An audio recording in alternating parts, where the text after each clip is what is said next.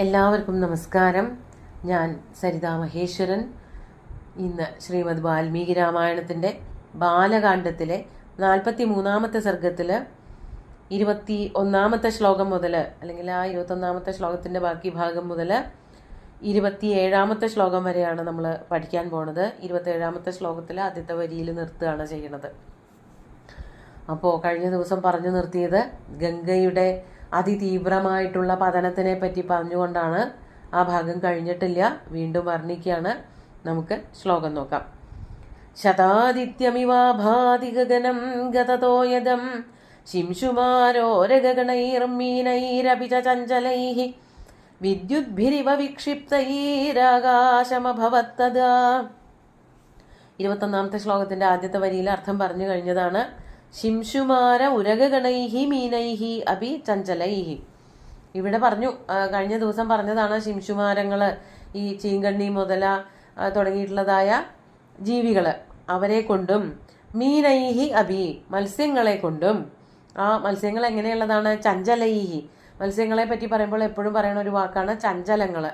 അതായത് ഒരു ദിക്കിൽ അടങ്ങിയിരിക്കാത്തവ, എപ്പോഴും ഇങ്ങനെ ഓടിച്ചാടി വെള്ളത്തിൽ സഞ്ചരിക്കുന്നവയാണ് മത്സ്യങ്ങൾ. അതുകൊണ്ടാണ് അവയെ ചഞ്ചലൈഹി എന്നെടുത്ത് പറയണത്. ചെറുതുമാണല്ലോ ഈ ശിംശുമാരങ്ങള്, അതുപോലെ തന്നെ മുതല, നക്രം പോലെയുള്ള ജലജീവികളെ വെച്ച് നോക്കുമ്പോൾ ഇവ വളരെ ചെറുതാണ്. അപ്പൊ എല്ലാ ദിക്കിലേക്കും അവ നീന്തി എത്തും എന്നുള്ളത് കൊണ്ടാണ് അവയെ ചഞ്ചലങ്ങൾ എന്ന് പറയണത്. അങ്ങനെ എപ്പോഴും ഒഴുകി നടക്കുന്ന അടങ്ങിയിരിക്കാത്തവയായിട്ടുള്ള മീനൈഹി അബി, അവയെ ഒക്കെ കൂടി ചേർത്തുകൊണ്ട് ഇങ്ങനെ ആ പ്രവാഹം വരണത് കാണുമ്പോൾ ഏതുപോലെയായിരുന്നു? വിദ്യുദ്ഭിരിവ വിക്ഷിപ്തൈഹി ആകാശം അഭവത്തദാ. തദാ ആകാശം. അങ്ങനെ ഒഴുകി വരുന്ന ആ ജലത്തോടു കൂടിയ ആകാശത്തെ കണ്ടാൽ ധാരാളം ഇടിമിന്നലുകൾ ഇങ്ങനെ ഒരുമിച്ച് ആകാശത്ത് തെളിഞ്ഞു നിൽക്കുന്നത് പോലെ തോന്നി. അതാണ് വിക്ഷിപ്തൈഹി വിദ്യുദ്ഭിരിവ ആകാശം അഭവത്. ധാരാളം ആകാശത്തിങ്ങനെ പൊങ്ങി പരന്ന് പ്രകാശം ചൊരിഞ്ഞു നിൽക്കുന്നതായ മിന്നൽ പിണരുകളോട് കൂടിയ ഒരു ശോഭ, മിന്നൽ പിണരുകളോട് കൂടിയതായ ആകാശം എന്നതുപോലെ ഇത്തരം ജലജീവികളോട് കൂടിയിട്ടുള്ള ഗംഗാനദിയുടെ പ്രവാഹത്തോടു കൂടി ആകാശമാർഗം ശോഭിച്ചു. അപ്പോൾ ഈ ജലജീവികള് അവയുടെ തിളക്കം കണ്ടിട്ടാണ് ഇടിമിന്നലാണോ എന്ന് കവി സംശയിക്കുന്നത്.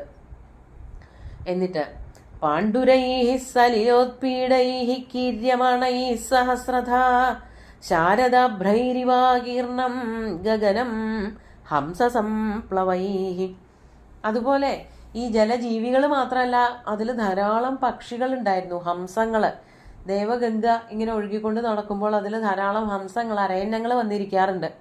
ആ അരയന്നങ്ങളൊക്കെ ഈ നദി ഭൂമിയിലേക്ക് പതിച്ചപ്പോൾ അതിന്റെ കൂട്ടത്തിൽ ഭൂമിയിലേക്കും വന്നു. അതാണ് പാണ്ഡുരൈഹി. പാണ്ഡുരങ്ങൾ എന്ന് പറഞ്ഞാല് നല്ല വെളുത്ത നിറമുള്ളവയും, സലിലോത്പീഡൈഹി വെള്ളത്തില് ഒഴുകി നടക്കുന്നവയും, കീര്യമണൈഹി സഹസ്രധ കൂട്ടം കൂട്ടമായിട്ട് സഞ്ചരിക്കുന്നവ, അതുപോലെ ഒഴുകി നടന്ന് അവയ്ക്ക് ഇഷ്ടമുള്ളതായ ക്രീഡകളോ അല്ലെങ്കിൽ ഭക്ഷണങ്ങളോ ഒക്കെ കണ്ടുപിടിച്ച് നടക്കുന്നവയായിട്ടുള്ള അങ്ങനെയുള്ള ഹംസങ്ങൾ. അതാണ് പാണ്ഡുരൈഹി സലിലോത്പീഡൈഹി കീര്യമണൈഹി സഹസ്രധ. ആയിരക്കണക്കിന് ഹംസ സംപ്ലവൈഹി ഒഴുകി നടക്കുന്നതായ ഹംസങ്ങളെ കൊണ്ട് ഏതുപോലെയായി തീർന്നു ആകാശം? ശാരദാഭ്രൈഹി ആകീർണമിവ ഗഗനം അഭവത്. ശരത്കാലത്തെ മേഘം, അതാണ് ശാരദാഭ്രം. അഭ്രം മേഘം, ശാരദം എന്ന് പറഞ്ഞാൽ ശരതി സഞ്ജാതം. ശരത്കാലത്ത് ഉണ്ടായതായ മേഘങ്ങളെ പോലെ. അത് ശരത്കാലത്തെ മേഘങ്ങളുടെ പ്രത്യേകത എന്താന്ന് പറഞ്ഞാൽ ഒട്ടും മഴക്കാറുണ്ടാവില്ല, വെളുത്ത മേഘങ്ങളായിരിക്കും. മഴയുടെ ലാഞ്ചന പോലും ഇല്ലാത്ത, വെള്ളം ഒട്ടും ഉൾക്കൊള്ളാത്ത മേഘങ്ങൾ, വെളുത്ത മേഘങ്ങൾ. ആ വെളുത്ത മേഘങ്ങളെ കൊണ്ട് ആകാശം ശോഭിക്കുന്നത് പോലെയായിരുന്നു ഈ വെളുത്ത രാജഹംസങ്ങൾ ഇങ്ങനെ പറന്നിറങ്ങണത്, വെള്ളത്തിന്റെ കൂട്ടത്തിൽ പറന്നു വരണ ആ കാഴ്ച. ശാരദാഭ്രൈരിവാകീർണം ഗഗനം ഹംസ സംപ്ലവൈഹി. ഹംസങ്ങളുടെ, ഈ രാജഹംസങ്ങളുടെ, അരയന്നങ്ങളുടെ സഞ്ചാരം കാരണം, അവയുടെ ഒഴുകിവരവ് കാരണം ആകാശത്തേക്ക് നോക്കുന്നവർക്കൊക്കെ വെളുത്ത മേഘക്കൂട്ടങ്ങൾ ഇങ്ങനെ പറന്നു വരണത് പോലെ തോന്നി. എന്നിട്ട് പിന്നെ ആ വെള്ളത്തിന്റെ ഒഴുക്കിനെ പറ്റി പറയാണ്. ക്വചിദ്രുതതരം യാതി കുടിലം ക്വചിദായതം വിനതം ക്വചിതുദ്ഭൂതം ക്വചിദ്യാതി ശനൈശനൈഃ. വെള്ളം ഒഴുകുമ്പോൾ അങ്ങനെയാണല്ലോ. അതായത് കുറച്ചു നേരം വളരെ പതുക്കെ ഒഴുകും, പിന്നെ കുത്തിച്ചാടി ഒഴുകും, പിന്നെ പതഞ്ഞൊഴുകും, നുരയും പതയൊക്കെ ആയിട്ട് ഓരോ പാറയിലൊക്കെ പോയി അടിച്ചുകൊണ്ട് ഒഴുകും. അങ്ങനെ ശക്തി കൂടുന്തോറും അതിൻ്റെ സ്വഭാവങ്ങളൊക്കെ മാറിക്കൊണ്ടേയിരിക്കും. അതന്നെയാണ് ഇവിടെ പറയുന്നത് ക്വചിത് ദ്രുതതരം യാതി. ചില സ്ഥലങ്ങളിൽ കൂടെ അത് വളരെ വേഗത്തിൽ, ദ്രുതതരം എന്ന് വെച്ചാൽ വേഗത കൂട്ടിയിട്ട് ഒഴുകി നടന്നു. ഇനി വേറെ ചില ദിക്കിലോ കുടിലം ക്വചിതായതം. ചില ദിക്കിലെത്തുമ്പോൾ കുടിലമായിട്ട് വളഞ്ഞു പൊളഞ്ഞൊഴുകി. പാറക്കെട്ടുകളോ അല്ലെങ്കിൽ വലിയ മരങ്ങൾ അല്ലെങ്കിൽ കാടൊക്കെ ഉണ്ടാവുമ്പോൾ അതിനെ ചുറ്റിക്കൊണ്ടൊഴുകും. അതാണ് കുടിലം എന്ന് പറഞ്ഞത്. അതിനുശേഷം ചില ദിക്കിൽ അങ്ങനെ തടസ്സങ്ങളൊന്നും ഇല്ലാതെ വരുമ്പോൾ ആയതം, നല്ല നീണ്ടൊഴുകി. അങ്ങനെ പലതരത്തിലുള്ള ഒഴുക്കാണ്. വളരെ വേഗത്തിലൊഴുകുക, വളഞ്ഞു പൊളഞ്ഞൊഴുകുക, നേരെയുള്ള രേഖയിൽ കൂടെ സഞ്ചരിക്കുക. ചില ദിക്കിൽ വിനതം, താഴേക്ക് പോവുക, അതായത് ഒരു പാറക്കെട്ടുന്നൊക്കെ എടുത്ത് ചാടി താഴത്തേക്ക് ഒഴുകി വരിക. ക്വചിത് ഉദ്ഭൂതം, വേറെ ചില ദിക്കിൽ മറഞ്ഞു പോയിട്ട് ചില ദിക്ക് കൂടെ പൊന്തി വരിക. അങ്ങനെ ക്വചിത് യാതി ശനൈശനൈഹി, വേറെ ചില ദിക്കിലെത്തുമ്പോഴേക്കും ചുഴിയൊക്കെ വന്നിട്ട് വേഗത കുറഞ്ഞു പോവുക. അങ്ങനെ ആ വെള്ളത്തിൻ്റെ ഒരു വിവിധ തരത്തിലുള്ളൊരു സഞ്ചാരം ആണ് ഇവിടെ വർണ്ണിക്കുന്നത്. ഒരു സ്വഭാവോക്തി അലങ്കാരം എന്നൊക്കെ പറയാം. ഓരോ വസ്തുക്കളുടെ അല്ലെങ്കിൽ ഓരോ ജീവജാലങ്ങളുടെയും തനത് സ്വഭാവത്തെ വർണ്ണിക്കുക എന്ന് പറയുന്നതിൻ്റെ അതിനുള്ളൊരു അലങ്കാരത്തിൻ്റെ പേരാണ് സ്വഭാവോക്തി. ഇവിടെ ഒരു വെള്ളം തിങ്ങി നിറഞ്ഞൊരു നദിയുടെ ഗമനത്തിനെ പറ്റിയിട്ടാണ് വർണ്ണിക്കുന്നത്. ചില ദിക്കിൽ നല്ല വേഗതയിൽ, ചില ദിക്കിൽ വളഞ്ഞു പൊളഞ്ഞ്, ചില ദിക്കിൽ വളരെ പതുക്കെ വേഗത കുറഞ്ഞുകൊണ്ട് ചുഴിയൊക്കെ വന്നുകൊണ്ട് അങ്ങനെ ഒഴുകുക.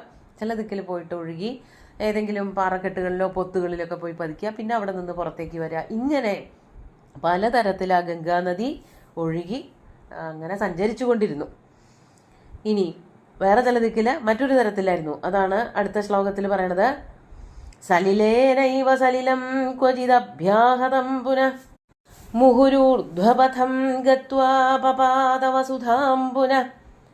എവിടെ നോക്കിയാലും, ആ ഗംഗ വരണ വഴിയിൽ എവിടെ നോക്കിയാലും വേറെ ഒന്നും കാണാനില്ല. സലിലേനൈവ സലിലം, സകലത്ര വെള്ളം മാത്രമേ കാണാനുള്ളൂ. അതാണ് സലിലേന ഏവ സലിലം. വെള്ളത്തിന്റെ പിന്നാലെ വെള്ളം തന്നെ, വെള്ളം ഇങ്ങനെ ഒഴുകി ഒഴുകിക്കൊണ്ടേയിരിക്കുകയാണ്. അതിന് പിന്നെ ഒരു അവസാനം ഉണ്ടായിട്ടില്ല. ക്വചിത് അഭ്യാഹതം പുനഃ, ഓരോ ദിക്കിലെത്തുമ്പോൾ വെള്ളം കൊണ്ട് തന്നെ അടിച്ചു മറിഞ്ഞ് അങ്ങനെ ഉണ്ടല്ലോ, ഈ തിരകളൊക്കെ വരുമ്പോൾ തമ്മിൽ കൂട്ടിയടിക്കുന്നതായിട്ടുള്ള അങ്ങനെയുള്ള പ്രതിഭാസങ്ങളും കാണാനുണ്ടായിരുന്നു. അഭ്യാഹതം എന്ന് പറഞ്ഞാൽ തമ്മിൽ കൂട്ടിമുട്ടുക, വെള്ളവും തമ്മിൽ കൂട്ടിമുട്ടുക. ചില തിരകളോ അല്ലെങ്കിൽ കുഴിയിലേക്ക് വന്നിട്ട് അവിടെ നിന്ന് പൊന്തി വരുമ്പോൾ മറ്റ് ഒഴുകി വരുന്ന വെള്ളവുമായിട്ട് കൂട്ടി തട്ടി തെറിച്ച് അങ്ങനെയൊക്കെ ഒഴുകുക. മുഹുരൂർധ്വപഥം ഗത്വ, പിന്നെ ചില സമയത്ത് മുകളിലേക്ക്, അതാണ് മുകളിലേക്ക് പൊന്തിപ്പരന്ന് ഒഴുകുക. താഴത്തേക്ക് വീണിട്ടുണ്ടെങ്കിൽ അതേ ശക്തിയിൽ തന്നെ മുകളിലേക്കും ഒഴുകി വരിക. മുഹുരൂർധ്വപഥം ഗത്വ പപാത വസുധാം പുനഃ. അങ്ങനെ ഭൂമിയിലൂടെ പലതരത്തിൽ ഒഴുകി അങ്ങനെ ഗംഗ നടന്നു. തച്ഛങ്കരശിരോ ഭ്രഷ്ടം ഭൂമിതലേ പുനഃ വ്യരോചത തദാതോയം നിർമ്മലം ഗതകൽമഷം തത്ര ശ്രീഗണഗന്ധർവാ വസുധാതലവാസിന ഭവാംഗപതിതം തോയം പവിത്രമിതി പസ്പൃശു. ഈ ഒരു ശ്ലോകത്തിന്റെ ഈ ഒരു വരിയോട് കൂടിയിട്ടാണ് 27ാമത്തെ ശ്ലോകത്തിന്റെ 1ാമത്തെ വരി തീരണത്. അവിടെ വരെയുള്ള അർത്ഥമാണെന്ന് പറയണത്. അങ്ങനെ തച്ഛങ്കര ശിരോ ഭ്രഷ്ടം ഭൂമിതലേ പുനഃ. ആദ്യം ശങ്കരന്റെ ശിരസിൽ നിന്ന് ഭൂമിയിലേക്ക് ഒഴുകി വന്നു. അവിടെ നിന്ന് ഭൂമിയിൽ നിന്ന് പിന്നെ പാതാളത്തിലേക്ക് പോണല്ലോ. ഭ്രഷ്ടം ഭൂമിതലേ പുനഃ. അങ്ങനെ ഭൂമിയിൽ നിന്നും പാതാളത്തിലേക്ക് പോകാൻ വേണ്ടി തയ്യാറായി നിൽക്കുന്നവളായിട്ടുള്ള ആ ഗംഗാനദി, അത് അപ്പോൾ വളരെ ശുദ്ധായി. അതായത് സ്വർഗലോകത്ത് നിന്ന് വന്നു, ശ്രീപരമേശ്വരന്റെ ശിരസിലെത്തി, പിന്നെ ഭൂമിയിലെത്തി. അപ്പൊ എത്രയോ തവണ അത് സഞ്ചരിച്ചു കഴിഞ്ഞു. ഒഴുകി പോണ നദി, അതിലെ വെള്ളം ശുദ്ധമാണ്. ഭഗവാന്റെ ശിരസിൽ കൂടെയൊക്കെ സഞ്ചരിച്ചതോട് കൂടിയിട്ട് കൂടുതൽ ശുദ്ധമായി തീർന്നു. അങ്ങനെയുള്ള ആ ഗംഗാനദി, അതിലെ ജലം ഗതകൽമഷം നിർമ്മലം തോയം വ്യരോചത.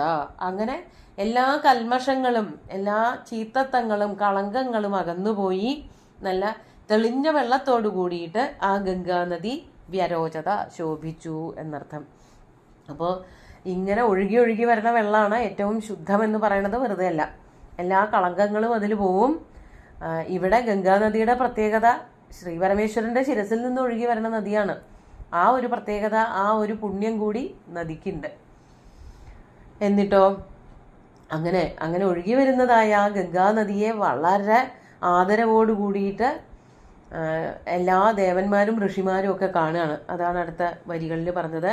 തത്ര ഋഷിഗണങ്ങള്, ഗന്ധർവന്മാര്, അതുപോലെ തന്നെ വസുധാതലവാസികള്, ഭൂമിയിൽ വസിക്കുന്നവരായിട്ടുള്ള എല്ലാവരും ഭവാംഗപതിതം തോയം പവിത്രമിതി, ശ്രീപരമേശ്വരന്റെ അംഗത്തിൽ നിന്ന്, ശരീരത്തിൽ നിന്ന്, ശിരസിൽ നിന്ന് ഒഴുകി വന്നവളായ ഗംഗാനദിയെ കണ്ടിട്ട് പവിത്രം തോയമിതി, ഏറ്റവും ശുദ്ധമായിട്ടുള്ള ജലം എന്ന് പറഞ്ഞുകൊണ്ട് അതിനെ പസ്പൃശു സ്പർശിച്ചു, അത് ശിരസിലൊക്കെ ഒഴിച്ചു. അപ്പൊ ശ്രീപരമേശ്വരന്റെ ശിരസ് തൊട്ട് വരണ വെള്ളാണ്, അത്രയ്ക്ക് പാവനീയാണ്. അതുകൊണ്ട് തന്നെ എല്ലാ ദേവന്മാരും ഋഷിമാരും ഗന്ധർവന്മാരും അവരൊന്നും പോരാതെ ഭൂമിയിൽ വസിക്കുന്നവരായിട്ടുള്ള എല്ലാവരും തന്നെ ആ ജലം സ്പർശിച്ച് ആദരവോടുകൂടി അതിനെ കണ്ടു എന്ന് പറഞ്ഞുകൊണ്ടാണ് ഇവിടെ നിർത്തുന്നത്. കഴിഞ്ഞിട്ടില്ല, ഇനിയും നദിയുടെ വർണ്ണനമൊക്കെ വരുന്നുണ്ട്. നമുക്ക് ഇന്നത്തെ ശ്ലോകങ്ങൾ ഒന്നുകൂടി ചൊല്ലി നോക്കാം.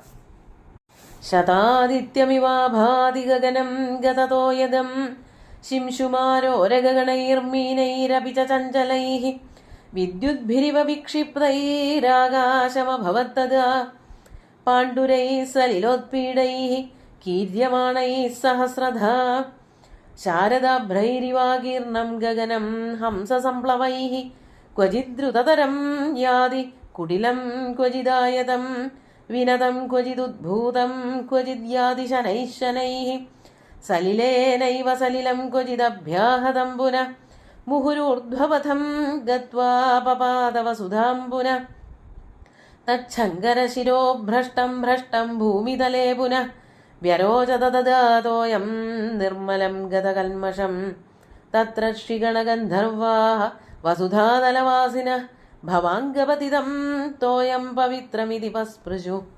സുന്ദരമായിട്ടുള്ള ശ്ലോകങ്ങൾ ഭഗവാൻ ശ്രീരാമചന്ദ്രന്റെ കാൽക്കൽ അർപ്പിച്ചുകൊണ്ട് ഗുരുവായൂരപ്പനെ സാഷ്ടാംഗം നമസ്കരിച്ചുകൊണ്ട് എല്ലാവർക്കും ശുഭദിനം നേർന്നു നിർത്തട്ടെ. നന്ദി.